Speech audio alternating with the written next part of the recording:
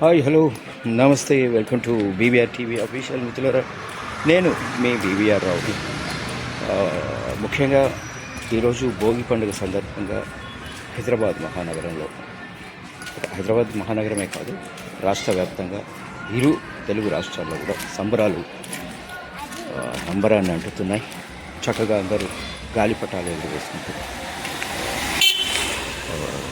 సంతోషంగా గడుపుతున్నారు. అయితే ఇక్కడ జింకానా గ్రౌండ్స్లో sweets and kite festival, international kite festival కూడా జరుగుతుంది.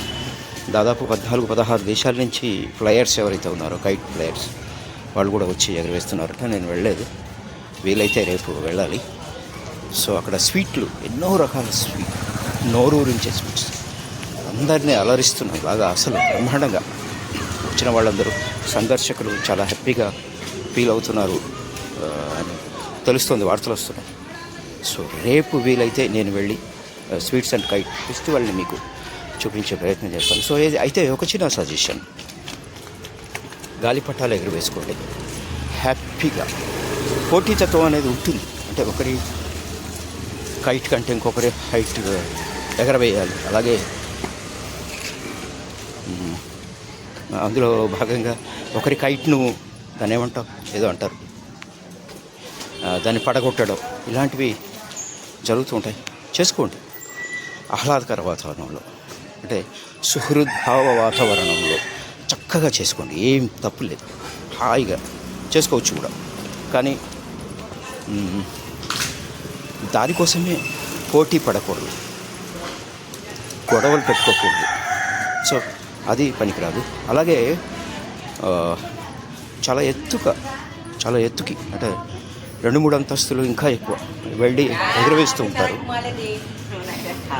సో గాలిపటాలు ఎగురవేసే క్రమంలో జాగ్రత్తగా ఉండాలి, ఎందుకంటే ఒక్కోసారి ప్రమాదాలు జరగవచ్చు, జారి పడిపోవచ్చు.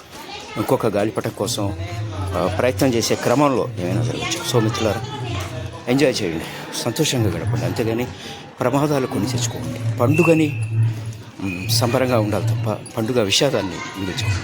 సో ఇవన్నీ మీకు తెలియదని కాదు, తెలుసు. సో మరొకసారి గుర్తు చేస్తున్నాను, పండగ హాయిగా చేసుకోండి, హ్యాపీగా గడపండి. ఈ 3 రోజులు 4 రోజులు, భోగి, సంక్రాంతి, కనుమ, కొంతమంది ముక్కనుమ కూడా చేసుకుంటారు. అలాగే ఈ మాంజాలండి, అంటే దారం ఏదైతే ఉందో మనం గాలిపటాలకి చైనా మాంజాను వాడుతూ ఉన్నారు. అది చాలా డేంజర్ అండి. ఇప్పటికే వార్తల్లో చూసాం, కొంతమంది చనిపోయారు కూడా అది తగులుకోరు. అంటే ఎక్కడో ఎగరవేస్తారు, అలాగే వదిలేస్తారు స్తంభాలకి, ఎక్కడంటే అక్కడ ఉంటుంది.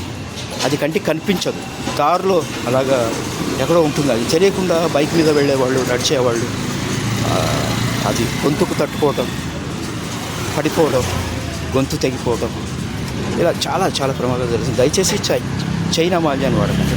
చైనా మాంజా వాడేవాళ్ళు ఇంకా ఉక్కు పదం మోపుతున్నామని పోలీసులు చెబుతున్నారు, అయినా అమ్ముతూనే ఉన్నారు, చాలామంది వాడుతూనే ఉన్నారు. తెలిసి అంటే అది చాలా డేంజర్, చాలా డేంజర్ అని తెలిసి కూడా ఎందుకు వాడతారు? కొంచెమంతా ఇంగిత జ్ఞానం ఉండాలి కదా మిత్రులారు. సో దయచేసి అది గమనించండి.